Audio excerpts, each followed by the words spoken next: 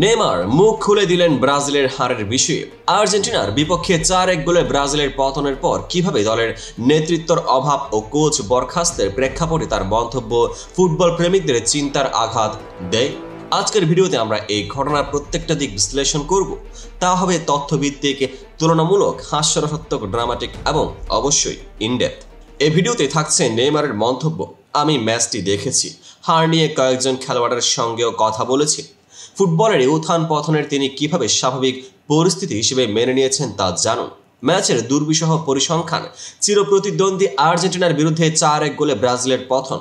16 বছর পর প্যারাগুয়ের কাছে প্রথমবার হারের ইতিহাস। টিম ও কোচিং ঝড়। কোচ দরিভাল জুনিয়রের বরখাস্ত এবং পরবর্তী কোচ নির্বাচনে চলমান আলোচনা। দলের অভাবিত দিক নির্দেশনার প্রেক্ষাপটে কিভাবে পরিবর্তনের প্রয়োজন। চোটের প্রেক্ষাপট ও খেলোয়াড়ের অবস্থা। নেইমারের ইনজুরির কারণে তার মাঠে অনুপস্থিতি ও সান্তোসের হয়ে ব্রাজিলের ঘরোয়া লিগের প্রথম ম্যাচে অংশগ্রহণের অভাব। টিমের নিবেদন ও উদ্দীপনা। জাতীয় দলের সতীর্থদের নিবেদন বাড়ানোর আহ্বান, যাতে ব্রাজিল আবার বিশ্বমঞ্চে মর্যাদার স্থানে ফিরে আসে।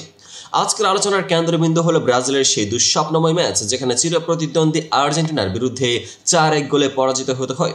16 বছর পর প্যারাগুয়ের কাছে হারের ঘটনা। হোম অ্যান্ড অ্যাওয়েতে আর্জেন্টিনার সামনে ব্রাজিলের প্রথম বড় ধাক্কা। এসবে ফুটবল ইতিহাসে এক নতুন অধ্যায়ের সূচনা। ইনজুরির কারণে মাঠ থেকে দূরে থেকেও নেইমার তার দলের পরিস্থিতি সম্পর্কে গভীরভাবে মন্তব্য করেন। তার কথায় ফুটে উঠে, হার নিয়ে কয়েকজন খেলোয়াড়ের সাথে কথা বলেছি, এটা দুঃখজনক কিন্তু ফুটবলের অংশ। এই মন্তব্য আমাদের শেখায় যে কোনো খেলায় উত্থান পতন স্বাভাবিক এবং প্রত্যেক খেলোয়াড়ের জীবনে খারাপ দিন আসে, কিন্তু সেই খারাপ দিনের মধ্যেও দলের অভ্যন্তরে মিলেমিশে সমস্যা সমাধানের প্রয়োজনীয়তা স্পষ্ট।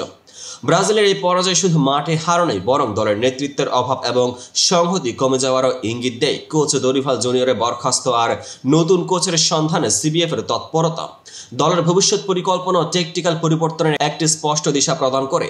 তুলনামূলকভাবে বলা যায়, এই ধরনের পরিবর্তন শুধুমাত্র খেলোয়াড়ের দক্ষতা নয়, তাদের মানসিকতা ও উদ্দীপনা বৃদ্ধিতেও সহায়তা করবে। নেইমারের মন্তব্যে শুধু তীব্রতা নয়, বরং ফুটবলকে একটি মানবিক দৃষ্টিকোণ থেকেও দেখা হয়েছে।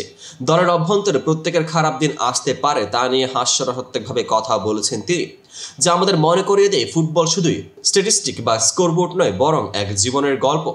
নেইমারের স্পষ্ট বার্তা আমাদের প্রত্যেক ফুটবলারেরই নিবেদন অজানা নয়, কেবল ব্যক্তিগত বক্তব্য নয়, বরং একটি সমগ্র দলের নতুন চেতনার আহ্বান। তার এই মন্তব্য থেকে বোঝা যায় যে পরবর্তী ম্যাচ ও ভবিষ্যতের প্রতিযোগিতায় দলকে শুধুমাত্র দক্ষ খেলোয়াড়ের পরিবর্তে আরও মনোযোগী ও নিবেদিত সদস্যের প্রয়োজন।